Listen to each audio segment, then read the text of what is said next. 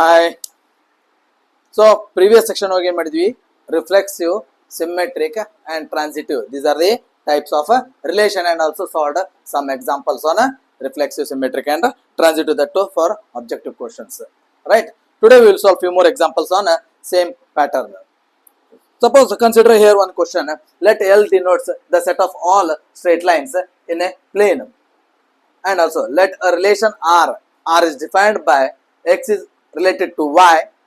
X and Y are lines, if and only if X is perpendicular to Y and all X and Y belongs to the set of lines, then R is, whether R is, we have to select only reflexive or only symmetric, only transitive or equivalence.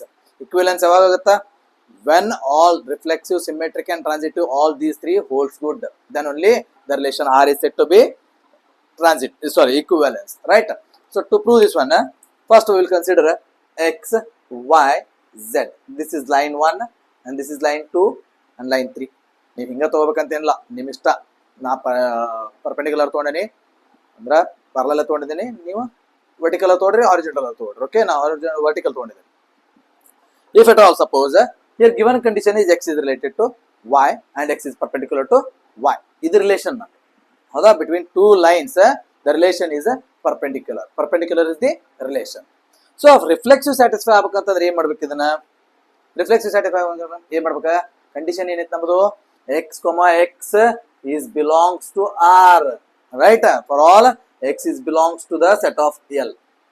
ಯಾವುದೇ ಎರಡು line ತಗೊಳ್ರಿ, ಇವೆರಡು perpendicular ಆಗಕ್ಕೆ ಚಾನ್ಸೇ ಇಲ್ಲ. Perpendicular ಅಂತಂದ್ರೆ ಹಿಂಗಿರ್ತದೆ, R else ಹಿಂಗಿರ್ತದೆ. ಇದು X ಇರ್ಬೋದು, ಇದು Y ಇರ್ಬೋದು. This is X or this is Y. ಇವೆರಡು ಮಿರರ್ ಇಮೇಜ್ ಅದಾವ? ಇಲ್ಲಲ್ಲ, ಒಂದೇ ಲೈನ್.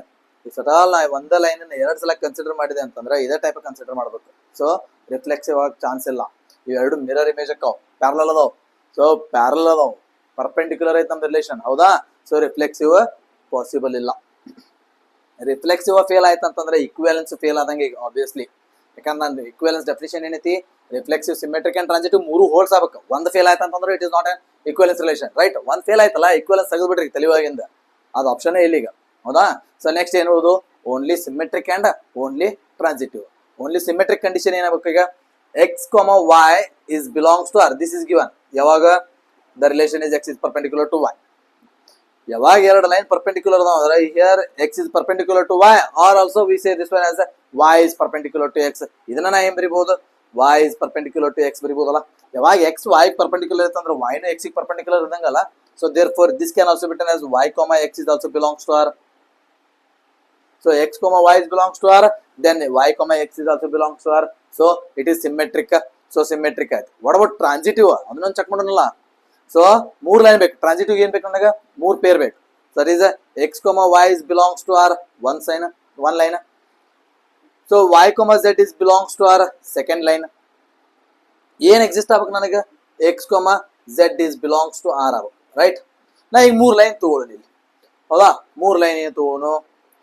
ಒಂದೇ line X is perpendicular to Y ಅಂತ ಕೊಟ್ಟಾರ, ಹೌದಾ? ಇನ್ನೊಂದು ಲೈನ್ ಎಲ್ಲಿ ತಗೋಣ? ಇಲ್ಲಿ ತಗೋಣ. ಸೊ Z ನೀವು ಇಲ್ಲೇ ತಗೋಬೇಕಂತೇನಿಲ್ಲ, ಬೇಕಾದಲ್ಲಿ ತಗೊಳ್ರಿ, ನಿಮ್ ಇಷ್ಟ. ಓಕೆ, X, Z, Y ಮೂರು ಲೈನ್ಸ್ ಅದಾವ. ಇಲ್ಲ ಕಂಪ್ಯಾರಿಸನ್ ಮಾಡೋದು ಏನೀಗ? ಕಂಡೀಷನ್ ಏನೈತಿ? X, Y is belongs to R. Yes, it is X, Y is belongs to R. Perpendicular ಐತಿ. X is perpendicular to Y. It means ಏನ? X is perpendicular to Y.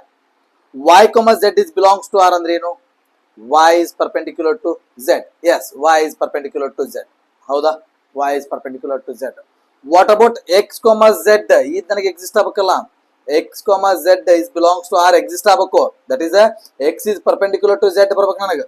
But ಇಲ್ಲಿ ಏನ್ ಬರ್ತದೆ? X ಮತ್ತು Z ಏನದಾವ? Parallel ಅದಾವ. X ಮತ್ತು Z ಏನದಾವ?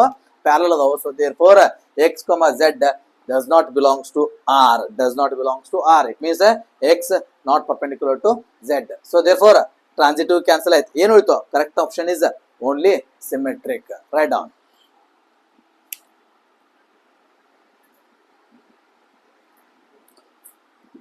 Okay, consider next example.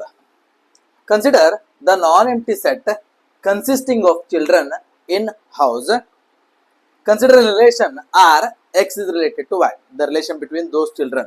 X and Y are two children. Huh? So here, the relation between these two is X is a brother of Y. X is a brother of Y. Then R is whether it is R is symmetric but not transitive, transitive but not reflexive and symmetric, neither symmetric nor transitive, both symmetric and transitive. Again, reflexive ಆಗಕ್ಕೆ ಚಾನ್ಸೇ ಇಲ್ಲ. Reflexive ಅಂತಂದ್ರೆ ಏನು? X x is belongs to R. For example, myself is x, ನನ್ನಷ್ಟಕ್ಕೆ ನಾನು brother ಹಾಕೇನಿ, no way, it is not possible. So therefore reflexive ಅಂಕರ್ ಆಗೋದೇ ಇಲ್ಲ. ಹಂಗೆ ರಿಫ್ಲೆಕ್ಸಿವ್ ಆಗ್ಲಾರ್ದು ಯಾವ್ದು ಈಗ ಇದೊಂದು ಆಪ್ಷನ್ ಐತಿ. ರಿಫ್ಲೆಕ್ಸಿವ್ ಆಗಲಿಲ್ಲ. X is related to X, that is X is a brother of X, X is a brother of X, which is not possible, right? Not possible, right? Next, reverse case, X is a brother of Y, X is a brother of Y. ಯಾವುದು? Symmetric condition. X, Y is belongs to R. Here satisfy agಬೇಕು ನನಗೆ. Y is the brother of X ಆಗಬೇಕು. Here clearly we know that X is a boy, right? But why? We don't know whether it is a boy. Possible ಏನೈತಿ, ಬಾಯ್ ನೂ ಇರ್ಬೋದು, girl ನೂ ಇರ್ಬೋದು. ಹೌದಾ? ಬಾಯ್ ಇತ್ತಂದ್ರ okay, X is a brother of Y, Y is a brother of X ಅಂತ ಹೇಳ್ಬೋದು. What about girl? If Y is girl ಇತ್ತಂದ್ರೆ ಏನು ಹೇಳ್ತೀರಿ? ಸಿಸ್ಟರ್. Y ಏನಕ್ಕೈತಿ? Y is a sister of X ಆಕೈತಿ, ಬ್ರದರ್ ಆಗುದಿಲ್ಲ. So therefore symmetric not possible. Gender mention ಆಗಿಲ್ಲ ಅಲ್ಲಿ. So it is analytical. Okay, X, Y is belongs to R, possible. But Y, X does not belongs to R. Symmetric possible ಇಲ್ಲ. What about transitive? X, Y is belongs to R. Okay. Transitive. ಇನ್ನೊಂದು pair ಬೇಕಲ್ಲ ನನಗೆ. ಇಲ್ಲಿ ಒಂದು condition ಆಯ್ತು ಈಗ ನನಗೆ. X is a brother of y, brother of y. What about y, z is belongs to R? ನನಗೆ ಗೊತ್ತೇ ಇಲ್ಲ ಇದು. ವೈ ಬಾಯ್ ಐತು ಗರ್ಲ್ ಐತು ಗೊತ್ತಿಲ್ಲಲ್ಲ. ಇಫ್ ಎಟ್ ಆಲ್ ಒಂದು ವೇಳೆ ಕನ್ಸಿಡರ್ ಮಾಡಿದ್ವಿ ಅಂದ್ರೆ y is also a brother of z. Okay, consider ಮಾಡೋಣ ಈಗ. ಎಕ್ಸಿಸ್ಟ್ ಏನಾಯ್ತು? X, Z is also belongs to R. X is a brother of Z. Possible ಐತಿ. ಈಗ ನನಗೆ ಇಲ್ಲಿ ಏನು ಮ್ಯಾಟ್ರ್ ಆಯ್ತು? Z ಮೇ ಬಿ ಗರ್ಲ್ ಇರ್ಬೋದು, ಬಾಯ್ ಇರ್ಬೋದು. ಇಲ್ಲಿ condition if and only if Y is also boy, then only it is possible. ನೀವು ಕೇಳ್ಬೋದು, ಸರ್ ಹಂಗಾರೆ Y ನಮಗೆ ಜೆಂಡರ್ ಗೊತ್ತಿಲ್ಲ, how we are going to say this one as transitive? If at all consider Y is girl is only there. Y girl ಐತಂತಾನೆ ತಿಳ್ಕೋನಿ, ಅವಾಗ ಏನಾಗುತ್ತ? ಏನ್ ಕನ್ಸಿಡರ್ ಮಾಡ? X, Y is belongs to R. It means girl ಅಂತ ತಗೊಂಡ್ರೆ X is boy, this is girl. Okay, X is a brother of Y. ನನಗೆ ಎರಡನೇ ಪೇರ್ ಎಕ್ಸಿಸ್ಟ್ ಆಗ್ಬೇಕಲ್ಲ. Y, Z ಇಲ್ಲಿ ನನಗೆ ಬರೋದೇ ಚಾನ್ಸೇ ಇಲ್ಲ. ಯಾಕಂದ್ರೆ Y ಆಲ್ರೆಡಿ ಏನೈತೆ ನನಗೆ ಗರ್ಲ್ ಐತಿ. Y is a sister of Z ಆಗುತ್ತೆ ಈಗ. ಸೊ ಸೆಕೆಂಡ್ ಪೇರ್ ಎಕ್ಸಿಸ್ಟ್ ಆಗೋದಿಲ್ಲ. ಅವಾಗ ಏನ್ ಹೇಳ್ತಾವ ನಾವು? Then also it is we set this one as a transitive. Why? Because of contradictory. Because of a contradictory. ನನಗೆ ಎರಡನೇ ಪೇರ್ ಎಕ್ಸಿಸ್ಟ್ ಆಗುದಿಲ್ಲ ಅಂದಲ್ಲ, ಅದನ್ನ ಫೇಲ್ ಅಂತ ಹೇಳಕ್ ಬರುದಿಲ್ಲ. So therefore by contradictory we say this one as a X, Y. That is a X is a brother of Y, Y is a brother of Z, X is a brother of Z. By contradictory we are going to say that relation is a transitive. Okay, so hangare option yaudu? Transitive but not reflexive and symmetric. ಯಾಕಂದ್ರೆ reflexive fail ಆಗೈತಿ, symmetric fail ಆಗೈತಿ. ಹೌದಾ? So therefore positive ಏನ್ ಬರುತ್ತೆ ನನಗೆ ಇಲ್ಲಿ? Possible transitive. Transitive but not reflexive and symmetric. Symmetric ಆಗಿಲ್ಲ, so transitive fail ಆಗೈತಿ ಇಲ್ಲಿ. ಫಸ್ಟ್ ಆಪ್ಷನ್ ಇಲ್ಲ. ಸೆಕೆಂಡ್ ಆಪ್ಷನ್ ಆಗಿ ಥರ್ಡ್ ಆಪ್ಷನ್ ಹೇಳ್ತೀನಿ ನೈದರ್ ಸಿಮೆಟ್ರಿಕ್ ನಾಟ್ ಟ್ರಾನ್ಸಿಟಿವ್, ಎರಡೂ ಇಲ್ಲ ಆಗಿರ್ತಾರ ಅವರು. ಸೊ ಅದು ಇಲ್ಲ, ಯಾಕಂದ್ರೆ ಟ್ರಾನ್ಸಿಟಿವ್ ನಂಗೆ ಸ್ಯಾಟಿಸ್ಫೈ ಆಗೈತೆ. ಲಾಸ್ಟ್ ಒನ್ ಏನೈತೆ both symmetric and transitive, both ಇಲ್ಲ only non transitive. So therefore transitive is the correct answer, but not neither not reflexive and symmetric is the correct answer.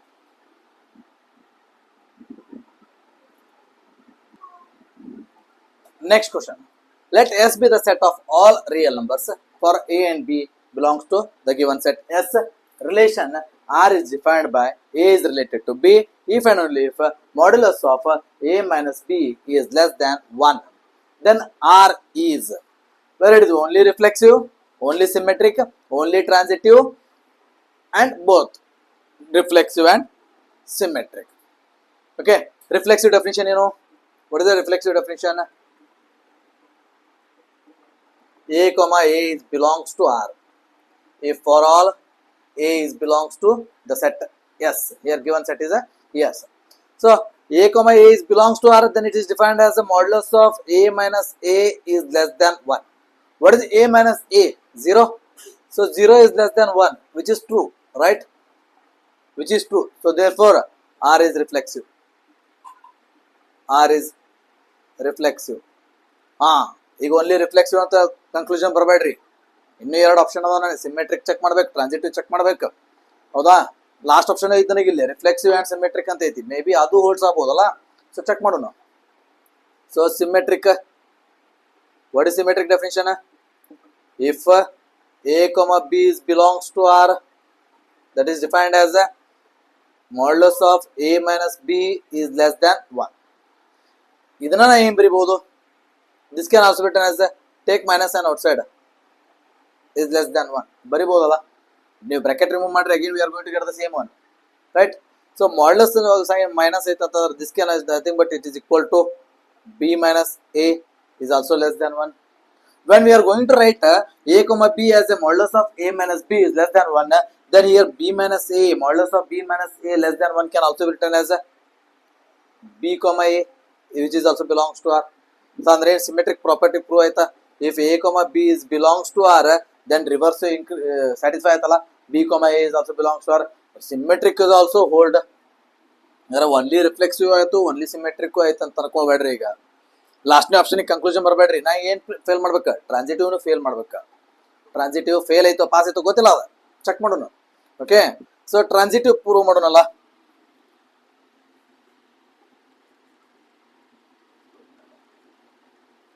So transitive definition ಏನಂತತಿ?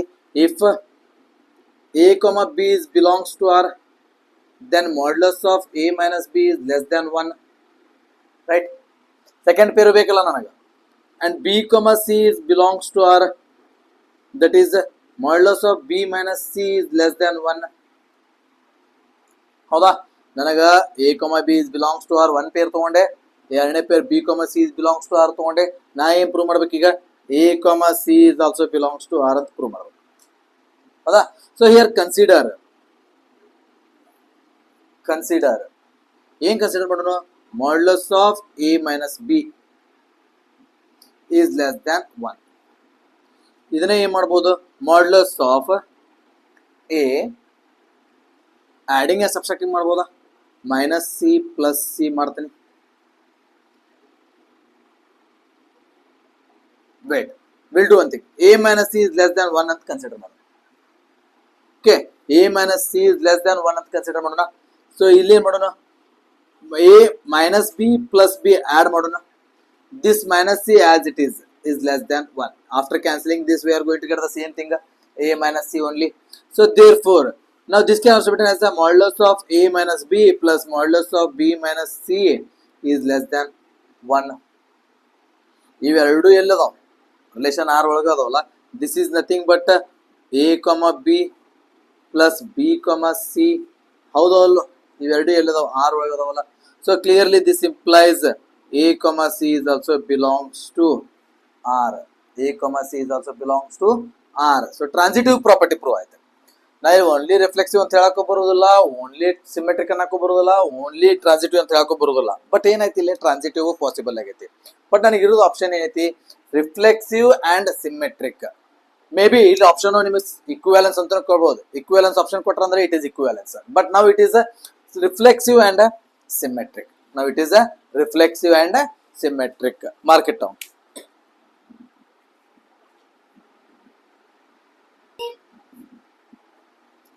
So consider next example.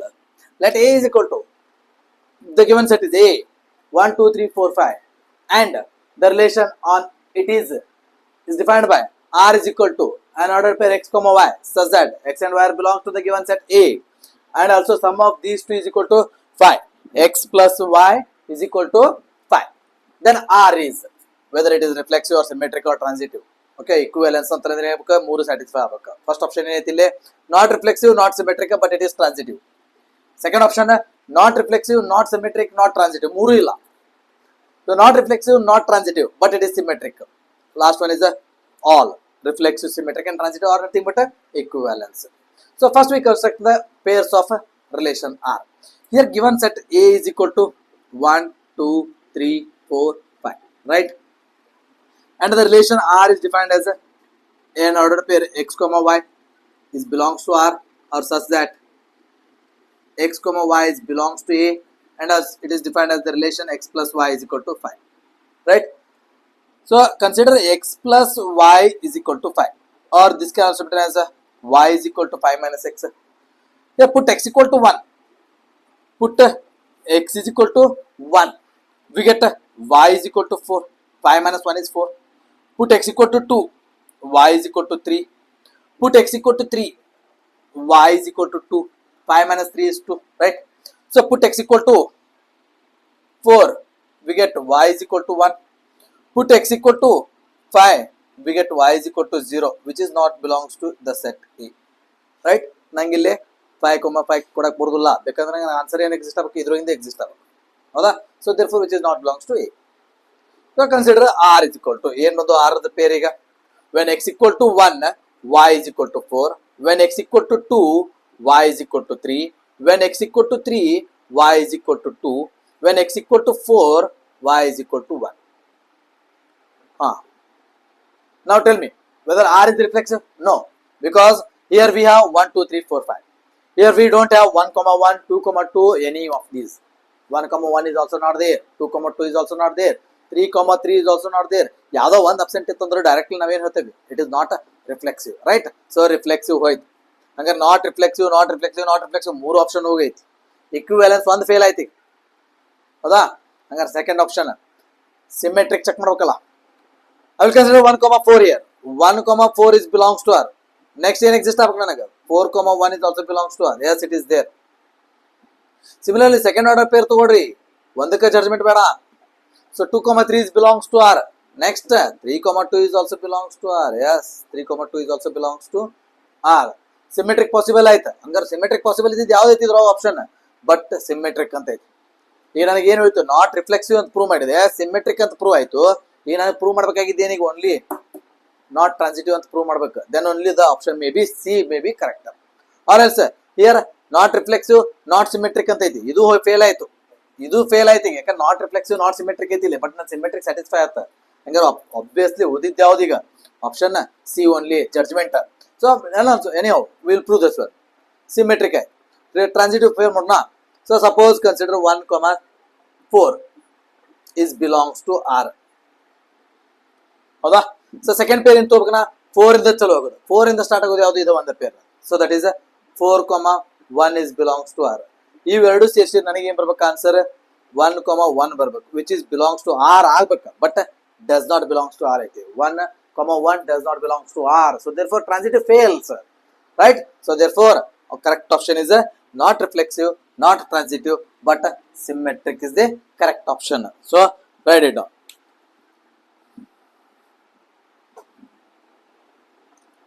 Okay, ಯಾರ್ಯಾರು ಇನ್ನೂ ತರ subscribe ಮಾಡಿಲ್ಲ ಅಥವಾ like ಮಾಡಿಲ್ಲ, like ಮಾಡ್ರಿ, video share ಮಾಡ್ರಿ. ಆದಷ್ಟು MCQs board ಎಕ್ಸಾಮಿಗೆ ಇದೇ ಟೈಪ್ ಬರ್ತಾವು. 1 ಮಾರ್ಕ್ ಕ್ವಶನ್ MCQ ಒಳಗೆ ಇರ್ತತಿ. ಇನ್ನು ಮುಂದಿನ ಕ್ಲಾಸ್ ಒಳಗೆ ಹೆಚ್ಚಿನ ಪ್ರಾಬ್ಲಮ್ಸ್ ಅನ್ನ ಸಾಲ್ವ್ ಮಾಡೋಣ. So mark it down.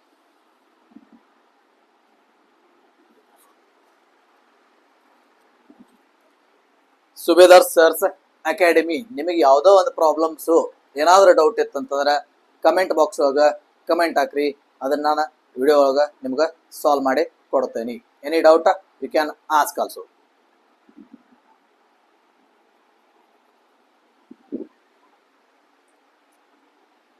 Okay, take care, bye bye.